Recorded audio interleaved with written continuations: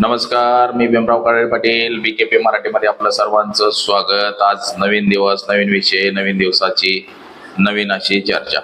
आज चर्चा घेऊन आलोय म्हणजे बघा, उद्या म्हणजे 6 जून अभिजित दिपके कॉकरोच जनता पार्टीचा फाउंडर भारतामध्ये येणार आहे आणि त्यानं आवाहन केलेलं आहे सगळ्या तरुणांना की ज्यांचं नीट पेपरने नुकसान झालंय किंवा सरकारबाबत त्रस्त लोक आहेत, ज्यांना नोकऱ्या नाही, म्हणजे आता ती पार्टी ही भली मोठी झालेली आहे. 3 मिलियन त्यांना फॉलोअर झालेले आहेत, तर त्यांना मानणाऱ्या लोकांची संख्या ही अधिक वाढली. म्हणजे देशामध्ये भारतीय जनता पक्ष आणि काँग्रेसपेक्षा अधिक लोक त्यांच्या बाजूने गेलेले आहेत आणि तेच त्याचे फाउंडर अभिजित दिपके हे उद्या भारतात येत आहेत आणि सरकारची कोंडी करण्याचा प्रयत्न म्हणजे जे शिक्षण मंत्री आहेत धर्मेंद्र प्रसाद यांचा राजीनामा मागणार आहेत. तर यानं काय होणार आहे की मोदी शहाची मात्र कोंडी होणार आहे आणि मोदी शहा या हे अभिजित दिपके भारतात आला की त्याला अटक करून टाकतात की काय, अशी स्थिती आहे. आता बऱ्याच जणांचं म्हणणं आहे की अभिजित दिपके आला की त्याला अटक केली जाईल आणि वेगवेगळ्या केसेस दाखल करून त्याला जेलात टाकलं जाईल. परंतु कॉकरोच जनता पार्टीचे तरुण ही जे सगळी पिढी आहे, कार्यकर्ते हे सगळे रस्त्यावरती उतरले. आजपासूनच आंदोलनाला सुरुवात झालेली आहे. म्हणजे भली मोठी अशी आंदोलनं सगळीकडे, बिहारमध्ये होतंय, महाराष्ट्रात होतंय, सगळीकडे आंदोलनाला सुरुवात झालेली आहे. राजस्थानमध्ये आंदोलन होत आहेत कॉकरोच जनता पार्टीचे. तर खरंच मोदी शहा घाबरलेत का? मोदी शहा सत्ता सोडणार आहे का? आणि हे जे आंदोलन आहे हे आंदोलन किती मोठं होईल, या सगळ्याच विषयांची आज चर्चा घेऊन आलो. तर चला, सर्वप्रथम आपण जर चॅनल सबस्क्राईब केला नसेल तर सर्वप्रथम आपण चॅनल सबस्क्राईब करावं ही सर्वांना विनंती आणि चला चर्चेला सुरुवात करूया. गेल्या 10-12 दिवसामध्ये कॉकरोच जनता पार्टी ही तयार झाली आणि म्हणजे सोशल मीडियाच्या माध्यमातून, आणि तिला जवळपास 30 मिलियन फॉलोअर्स झाले. तर त्यांच्या फेसबुकचं पेज असेल किंवा इतर काय असेल, ट्विटर असेल, एक्स हँडल असेल, याला सुद्धा लाखो फॉलोअर्स झालेत आणि सरकारनं काही काळ त्यांच्यावर कारवाई सुद्धा केली गेलेली आहे. परंतु त्याला न जुमानता कॉकरोच इज बॅक अशा पद्धतीचं पुन्हा सुरुवात केली आणि त्या अभिजित दिपके आणि त्यांचे सगळे सहकारी यांनी मात्र मोदी शहा यांना आता जबरदस्त असं चॅलेंज दिलेलं आहे. बंगालमध्ये, बांगलादेशामध्ये जे झालं, नेपाळमध्ये जे झालं, श्रीलंकेमध्ये जे झालं, तेच जनजीय म्हणजे तिथं सुद्धा तरुणांनीच, विद्यार्थ्यांनीच मोठी आंदोलन केली आणि सरकार उखडून टाकलं होतं. भारतात सुद्धा आता तशीच परिस्थिती झालेली आहे. परंतु भारतामध्ये सनदशीर मार्गाने आंदोलन करा असं जनजीयनं सांगितलेलं आहे. जनजीय म्हणजे विद्यार्थी संघटना ज्या आहेत या आक्रमक झालेल्या आहेत.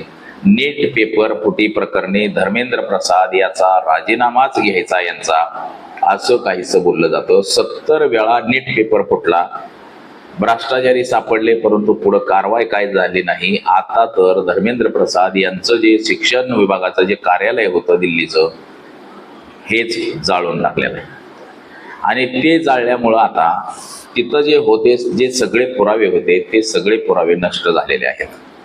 आता हे जरी सगळं असलं तरी मात्र हे जे जनजीय किंवा कॉकरोच जनता पार्टी आहे, या कॉकरोच जनता पार्टीनं मात्र या शिक्षण मंत्र्याचा राजीनामा मागितलेला आहे. आता अभिजित दिपके दिल्लीला 6 जूनला शनिवारी सकाळी विमानतळावरती तो पोहोचणार आहे आणि सध्या तो अमेरिकेमध्ये वास्तव्यास आहे. दिल्लीला येणार म्हणजे नीट पेपर लीक परीक्षा घोटाळा असेल किंवा NET असेल, CBSE असेल, CUET असेल, SSC असेल, GD असेल, सारख्या परीक्षांमध्ये जी गडबड होते यामुळे विद्यार्थी तणावामध्ये आहेत, विद्यार्थी आत्महत्या करतायत.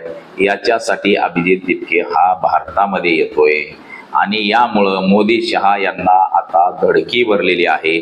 मोदी शहांना वाटतंय की आपल्याला देश सोडून जावं लागतंय का, आपली जर तरुणांनी जर सत्ता हातात घेतली तर मात्र अवघड होईल, कायदा जर हातात घेतला तर अवघड होईल.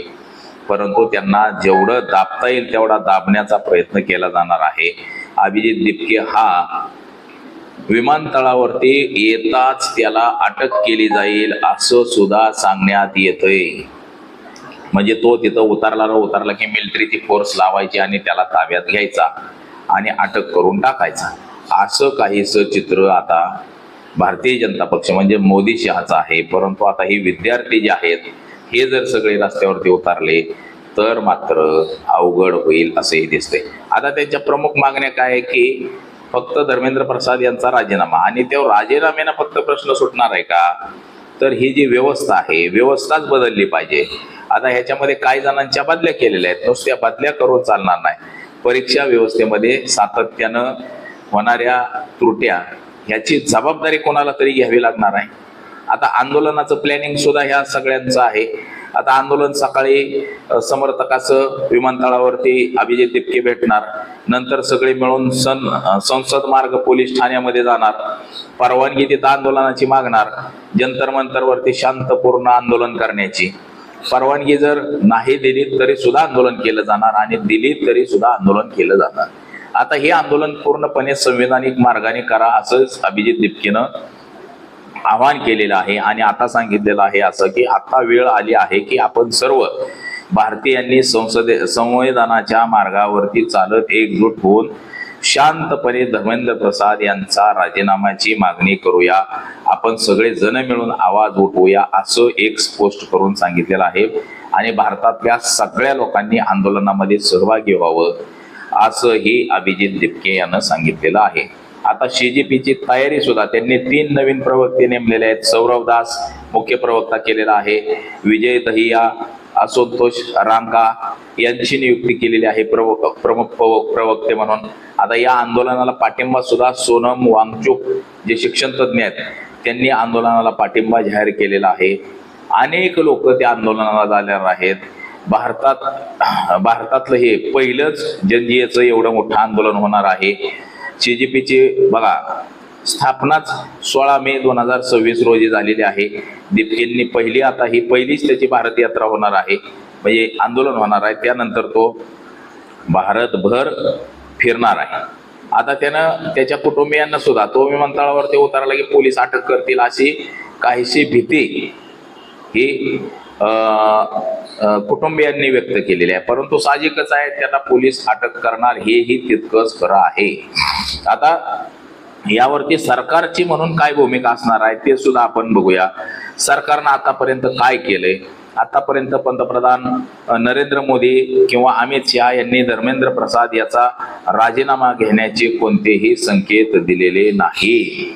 उलट सरकारने केलेली कारवाई अशी आहे की CBSE अध्यक्षांची बदली, राहुल सिंह आणि सचिव हिमांशु गुप्ता यांची बदली केलेली आहे. चौकशी समिती ऑन स्क्रीन मार्किंग प्रणालीच्या चौकशीसाठी 1 सदस्यीय समिती नेमली गेलेली आहे. बदलीवरच थांबले, फक्त अधिकाऱ्यांच्या बदल्या करून काहीही कारवाई होणार नाही असं अभिजित दिपकेनं सांगितलेलं आहे. तर राजीनाम्याची मागणी बघा कोण पक्ष करताय. विरोधी पक्षनेते राहुल गांधी यांनी सुद्धा धर्मेंद्र प्रसाद यांच्या राजीनाम्याची मागणी केलेली आहे. तसंच शिवसेनेचे UBT उद्धव ठाकरे गटाचे जे खासदार आहेत अरविंद सावंत यांनी सुद्धा त्या धर्मेंद्र प्रसादच्या राजीनाम्याची मागणी केलेली आहे. आता या धर्मेंद्र प्रसादच्या कार्यकाळातच 44 वेळा पेपर फुटलेला आहे. आता वंचित आघाडीचे सुद्धा प्रकाश आंबेडकर यांनी सुद्धा राजीनाम्याची मागणी केलेली आहे. तसंच आता कॉक्रोच जनता पार्टीनं सुद्धा 21 मे पासून धर्मेंद्र प्रसाद यांच्या राजीनाम्याची मागणी केलेली आहे. आता सरकार घाबरले का याबाबत हे सुद्धा आपण बघितलं पाहिजे. बघा नेहमीची पद्धत सरकारची, भाजप सरकार सामान्यांना दबावाखाली ठेवतो, मंत्र्यांचे राजीनामे घेत नाही, व्यापक पेगारस लखीमपूर प्रकरणात सुद्धा राजीनामे घेतले नव्हते. म्हणजे ह्याच्या अगोदर जे मोठे मोठे कांड झालेले आहेत, लखीमपूर हत्याकांड असेल किंवा पेगासस असेल, अशा मोठ्या प्रकरणांमध्ये सुद्धा मंत्र्यांचे राजीनामे घेतले नाही. म्हणजे भारतीय जनता पक्ष हा घोटाळेबाजांचा पक्ष आहे आणि तो मंत्र्या संत्र्यांचे कधी राजीनामे घेत नाही. जसं की पश्चिम बंगालचे जे मुख्यमंत्री आहे आता, पश्चिम बंगालचा शिवेंद्र अधिकारी, या शिवेंद्र अधिकाऱ्यांवरती नरेंद्र मोदी यांनी भ्रष्टाचाराचे घोटाळ्याचे आरोप केले होते आणि त्याच शिवेंद्र अधिकाऱ्याला आता बघा मुख्यमंत्री बनवलेला आहे. महाराष्ट्रात सुद्धा अजितदादांवरती 70,000 कोटींच्या घोटाळ्याचा आरोप केला. त्याच अजितदादांना राज्यामध्ये उपमुख्यमंत्री केलं होतं. म्हणजे जे सगळे मोठे मोठे भ्रष्टाचारी आहेत, आपल्याला जर चोर हुडकायचे असतील, भ्रष्टाचार, बलात्कारी, साधू मंत, हे जे सगळे फ्रॉड मंडळी जर हुडकायचे असतील तर ती एकमेव भारतीय जनता पक्षामध्ये आपल्याला दिसतील. ती सगळीच्या सगळी मंडळी भारतीय जनता पक्षामध्ये गेलेली आहे आणि त्याच्यामुळं भारतीय जनता पक्षाची नेहमीची जी पद्धत आहे कारवाई न करण्याची, ती पुन्हा त्यांनी तशीच चालू ठेवलेली आहे की कारवाई करायची नाही, जे काय होईल ते होईल. म्हणजे अशा पद्धतीचं राजकारण सुरू आहे. परंतु जनतेनं जर रेटा वाढवला तर मात्र नरेंद्र मोदींना सुद्धा जावं लागणार आहे. आता अमित शहांना सुद्धा घरी जावं लागणार आहे. आता राहुल गांधींना सुद्धा ह्याच्यामध्ये म्हटलेलं आहे की धर्मेंद्र प्रसाद यांचा राजीनामा घेतला जाणार नसेल तर त्यांची जबाबदारी पंतप्रधानांनी घ्यावी. हा प्रकाश आंबेडकरांनी सुद्धा आरोप केलेला आहे की अहंकाराचा आरोप आहे. म्हणजे नरेंद्र मोदी यांना अहंकार झालेला आहे की आम्हाला निवडणुकांमध्ये कुणीही हरवू शकत नाही, कारण की आम्ही SIR राबवतो, तिथली मतं कमी करतो, मतपेट्यांमध्ये घोटाळे करतो, घोळ करतो असं, आणि त्याच्यामुळं निवडणुका जिंकल्या जातात. तरी अनेकांनी सुद्धा म्हटलेलं, आता हे जनजीचे, आता हे जे CJP पार्टीचं जे अध्यक्ष दिपके यांनी सुद्धा, अभिजित दिपके यांनी सुद्धा असं सांगितलेलं आहे की विरोधकाची मतं तिथं कमी करायची आणि विरोधकाचा पराभव घडवून आणायचा, वेगवेगळे फंडे अपनायचे आणि सुप्रीम कोर्ट बी आपल्या बाजूला करून घेतलेला आहे, निवडणूक आयोग आपल्या बाजूला. म्हणजे ह्या ज्या तिन्ही संस्था आहेत प्रमुख, न्यायपालिका, ही सत्तेतलं, म्हणजे ह्या सगळ्या तिन्ही ज्या पालिका आहेत, तिन्ही खंब जे आहेत, या सरकारनं त्या दोघांवरती आक्रमण केलेलं आहे. आणि या सगळ्या गोष्टींमुळं असं झालेलं आहे की सरकार जे सांगल तेच होतंय. म्हणजे सगळ्यांवरती दबाव मोठ्या प्रमाणामध्ये वाढवलेला आहे. आता सदर प्रकरणामध्ये बघा, नीट प्रकरणामध्ये काय झालेलं आहे, UGC 2026चा जो पेपर लीक झाला, 3 मेची परीक्षा रद्द करून ती 21 जूनला पुन्हा घेतली जाणार आहे. आता या परीक्षामध्ये बघा 23 लाख विद्यार्थी पेपर लीकमुळे त्यांचं भवितव्य धोक्यात आलेलं होतं. तर ह्या जो धर्मेंद्र प्रसाद जे आहेत शिक्षण मंत्री, ह्यांच्या कार्यकाळामध्ये 44 वेळा पेपर फुटलेला आहे आणि ह्यांच्या अगोदरचे जे शिक्षण मंत्री होते त्यांच्या कार्यकाळात सुद्धा 30-35 वेळा, म्हणजे 70 वेळा एकंदरीत पेपर फुटलेला आहे आजपर्यंत. आता बघा, मोदी शहा राजीनामा सध्या तरी देण्याच्या मनस्थितीत नाहीत, परंतु जर आंदोलनाचा भडका जर उडला तर मात्र त्यांना राजीनामाच द्यावा लागणार आहे. आता बघा, देशभर आंदोलनाचा भडका तर उडलेला आहे.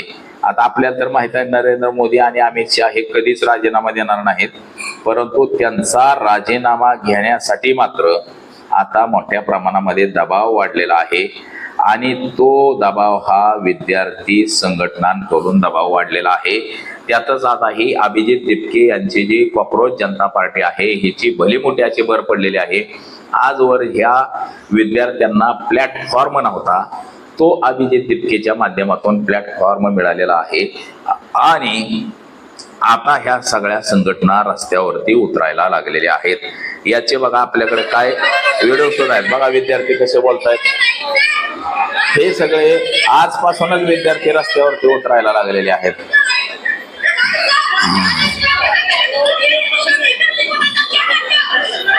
आता हे बघा, दुसरं एक बघा, लोक कशी रस्त्यावरती उतरायला लागलेले आहेत. मी तुम्हाला तेच एक दाखवतो.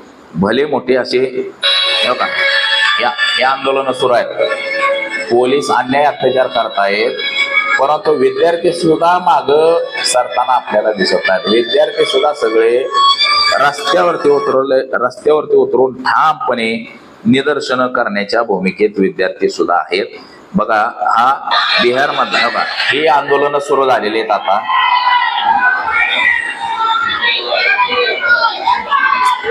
म्हणजे देशभर आंदोलनाचा भडका उडलेला आहे.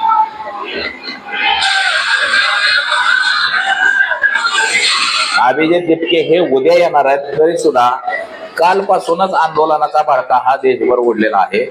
आणि देशभर हे सगळं सुरू आहे. पोलिसांनी जरी मारझोड जरी केली, पोलिसांनी जरी आंदोलकांना हटवण्याचा प्रयत्न केला, तरी सुद्धा लोक काय हालायचं नाव घेत नाहीत. म्हणजे याचा अर्थ असा आहे की जिकडं जाईल तिकडं म्हणजे देशाच्या कानाकोपऱ्यामध्ये आता देशाच्या कानाकोपऱ्यामध्ये आंदोलनाला सुरुवात झालेली आहे आणि नरेंद्र मोदी हटावचा नारा जोर धरू लागलेला आहे. बघा हे विद्यार्थी आप सभी नीट के विद्यार्थी मेरी बात को सुन रहे हैं. बघा हे हमें कीड़ा मकोड़ा समझ रही है. सरकार कह रही है कि इस देश का बेरोजगार, इस देश का चेंजी कॉकरोच है. तो मैं ये कॉकरोच की टी शर्ट पहन के आया हूँ और कहता हूँ कि आपके सिस्टम को ये नौजवान, ये चेंजी, ये युवा, ये छात्र ऐसे खा जाएगा जैसे दीमक खाती है लकड़ी. हे अशा पद्धतीने आता आंदोलनाला सुरुवात झालेली आहे. हे देशभर आंदोलनाला सुरुवात झालेली आहे मित्रांनो आता. आणि हे नरेंद्र मोदी बघा हे बिहार मधलं आंदोलन आहे.